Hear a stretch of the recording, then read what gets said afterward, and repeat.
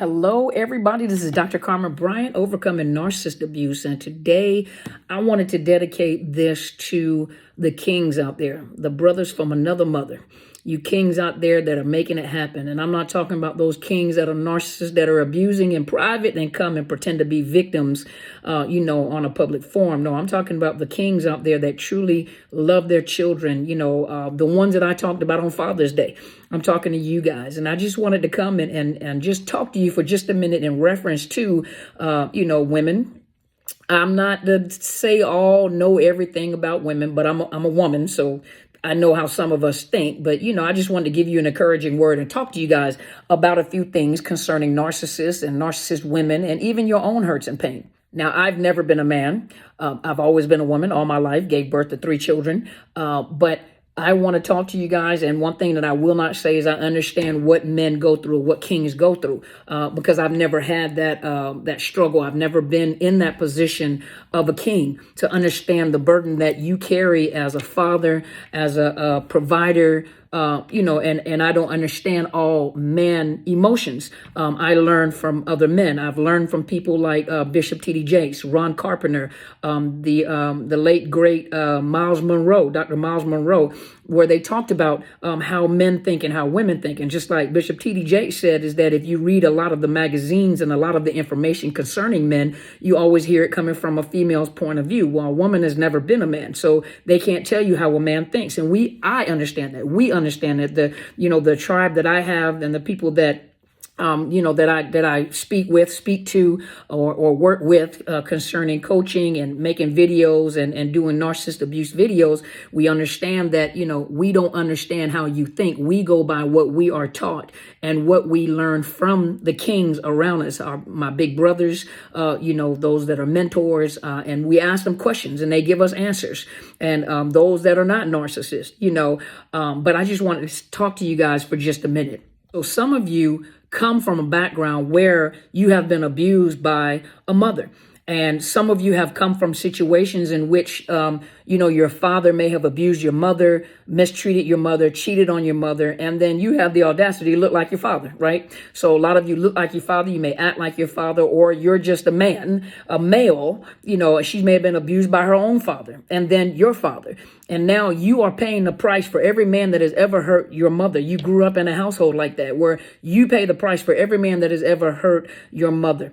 And your mother may have been the type that had no respect for you, handled you any kind of way, embarrassed you any way, made you feel, guilty for being a man or being a boy, growing up and becoming a man. And so some of you, and let me clarify that when I say this, some of you end up looking for or are magnetized to women that are very similar to your mothers. Now, in some situations, that is not a bad thing, because some of your mothers were loving, were caring. Some of them over-nurtured you, under-nurtured you, but for the most part, they were good mothers. They took care of you. They loved you. You knew they loved you. And a lot of men they did gravitate toward women that remind them of their mothers. And then some of you come from households where you were abused by your mother. And so you gravitate or are magnetized toward women that are abusive. Now, this is some of the things that happens when you've come from abusive homes where the mothers were abusive. Some of you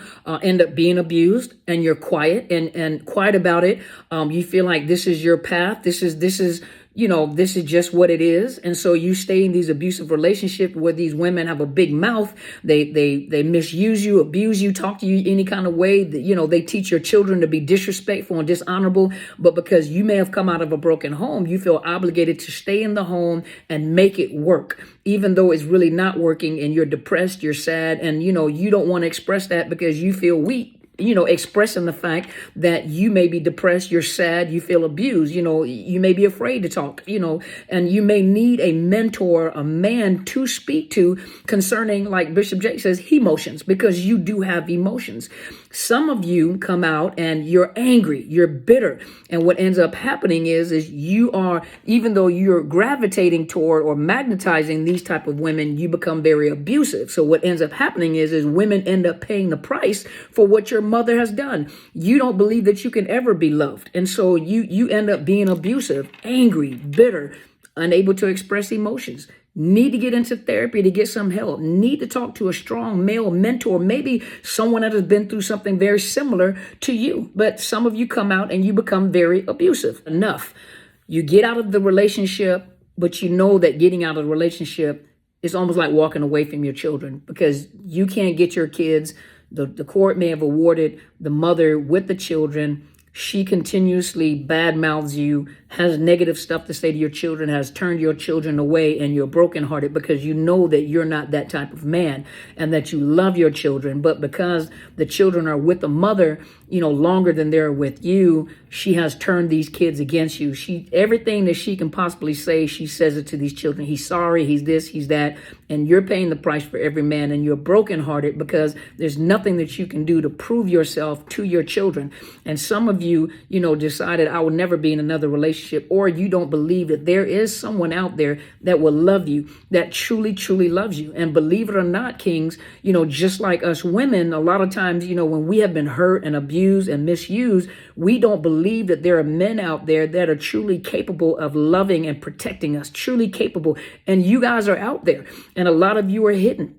A lot of you are hurt. You're hidden. You don't really want to interact because society also has taught you that, for a man to cry, for a man to have emotions, that's weakness. And so you've learned that aggression or anger is an appropriate response to prove your manliness. To cry or to express emotions is not manly. And that is so untrue. And I'm coming from a therapeutic point of view. Not all men want to come see a woman when it comes to therapy. And a lot of them will. But, a lot of them don't want to come to women because they need a man, another brother, to talk to express their emotions, to talk their feelings out, because you have feelings and they're valid, and you're hurt, and you don't know, you've never seen a good relationship. You don't know if they exist or not. You are hurt. You've had a bad experience, a bad experience with your baby mama, your ex-wife, your girlfriend, whatever. Turn the kids against you, make you look like you're crazy. You go to court. You've been accused of things that you know is not right. Been accused of doing things to your children that you know for a fact that you have not done. And here you are. And a lot of you guys are walking around depressed and hurt and angry. But let me tell you something. Just like we know that there are men, good men that are still out there, that are still in their healing phases. There are good women out there that are in their healing phases, that are waiting for you to heal, and you're waiting for them to heal. And she will love you, and we know that you will love them. Let me tell you something else, and let me give you some red flags or things to be aware of. Number one, you don't want a mother, you want a partner. You want someone that has a vision just like you have a vision, because men are visionary. And nowadays, we're not back in the 40s and 50s where women can't work, or women, where, during those times, our grandmothers, our grandfathers, great grandmothers, or mothers, during those times, it wasn't really a woman couldn't really go out there and create a career or support themselves or make money or make millions or build empires or businesses the way that men could at one point in time. And so they were kind of, it was taught, your grandparents, your great grandparents really taught the women to rely on the man to take care of them for everything. Well, society and times have changed where women are out here being bosses themselves, building businesses, building empires. And so a lot of you understand that you have a vision. You need a woman that has a vision. You can't, just like I tell women, just like my mentor tells women, nowadays we're talking about, what do you bring to the table? Men, you need to ask that question too. What do you bring to the table? You hear women talk about, I want a man with this kind of money and drive this kind of car, and I want him to have houses, and I want him to be business educated and everything. Same thing we ask them. Okay, if that's what you expect of him, write down on a piece of paper how you equate to him. Do you have a business? Do you have a house? Do you have a career? How much money do you make? And I'm not saying money is a main factor, but if you looking, we tell them all the time, if you're looking at a man and he's supposed to have this amount of money, are you trying to get a man with that amount of money to get yourself out of debt, or you're lazy, or you're trying to get him to pay your bills? How about you pay your bills off first, But gentlemen, you need to ask the question, what does she bring to the table?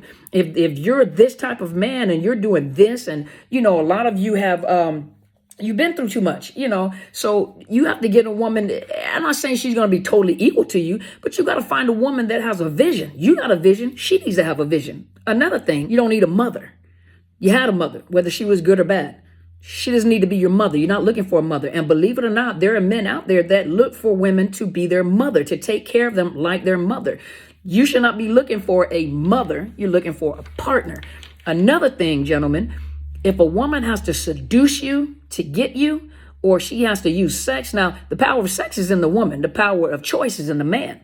And you have, believe it or not, gentlemen, when you choose, you have to choose right for your family, for your future, for your business, for your career, for your vision. You can get good sex anywhere. But once that sex is over with, or once she starts losing that sex appeal, can she stimulate your mind? Can she have a conversation with you and get into your soul and stimulate your mind, make you think? Can you have a intellectual conversation with her? Can you talk about things and bring visions together and work together? Sex, yes, is a good thing within a marriage or in a relationship. Well, I say marriage, because I'm a believer. But the thing about it but does she have good conversation? Can she stimulate your mind? Can she provoke you to think? Can she, is she capable when you talk to her? Does she make you feel like you want to be a better man? Just like when you're talking to her, does she like, man, he makes me want to be a better woman, So does she stimulate your mind, or is she just a beautiful face, a beautiful body? Is she superficial? Is everything she talk about is about how she looks, trying to impress? Is she superficial? Is she materialistic? Now, there's nothing wrong with a woman wanting to look good. We like to look good and smell good, but if that's her only vision is trying to make money so she can buy some red bottoms, or she can buy a $3,000 purse with $2 in it. She trying to drive the finest car and show off and everything. It's a red flag, gentlemen, but the power of choice is in you. You got to pick the right queen for you. If you go look at Egyptian history, the queen actually, the pharaohs married their sisters because the kingship was in the bloodline of the women. So the women were the ones that brought the kings to the royal throne. Now, I'm not saying go marry your sister. That's not what I'm saying. It's nasty. But what I'm saying is you got to have a strong queen as a cohort to help you reign and rule, to help you build your business. She should be able to come in there. I'm not saying she's running everything. She should be able to come in there and give you some good information. She should stimulate your mind and wanting to make your business better. Have you thought about this, baby? What about this right here? You need to watch out for this person right here because, like I said, or she sucking on a lollipop standing at the bus stop, bamboo earrings, at least 2 pair, got a big butt and a pretty smile, and that's all she got. That's all she got to offer you. That's all you want, some arm candy. Most of you guys are too intelligent for that. Most of you guys are too wise for that. You've been hurt, but you need time to heal. You need time to heal. Don't let anybody tell you that you're weak for going to therapy. Some of you need to go to therapy. Some of you need encouragement. Some of you need coaching. Some of you need to know that you are valuable and you are valued in this community, in this tribe. You are valuable. You have value. We love you. We trust you. Now we don't know you like that to trust you the way that you think we trust you, but you have value. You have value in this community. You have value within the families. You have value with the children. We need you. We need you to heal. We need you to come up. Find strong men mentors. Find men that can speak into your life. Find men that have been through things themselves, and you have a model to look at, a role model to see. I've been through some things, but brother, let me show you. Men that have been through things in their marriages. Sometimes they've been divorced too. Sometimes they were abusive themselves, but they grew, they learned. Find strong mentors that not teach you how to hate women, not teach you how to belittle women, not teach you how to, that a woman is less than you, not teaching you that women have no value. That's garbage. Find strong mentors that have healthy relationships. It took them time to build healthy relationships, healthy brotherhood, to teach you how to be a man. It takes a man to teach a man how to be a man. We can do some awesome work as women. We can do some work because we're single parents.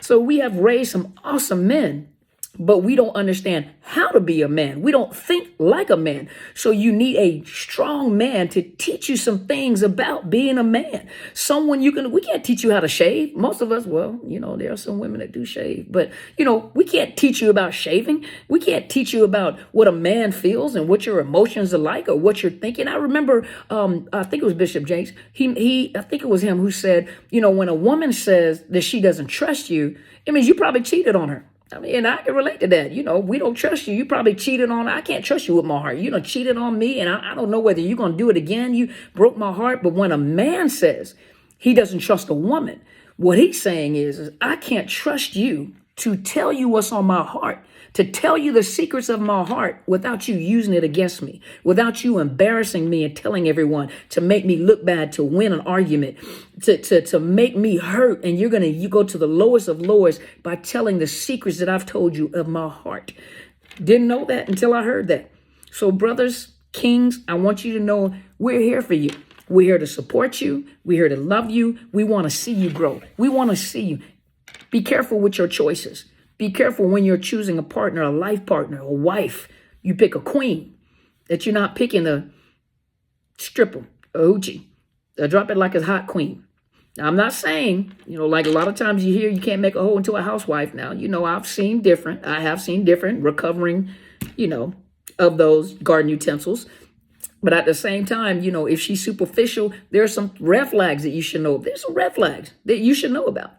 So brothers, know that we care about you. We love you. We encourage you. And today, this video was just for you.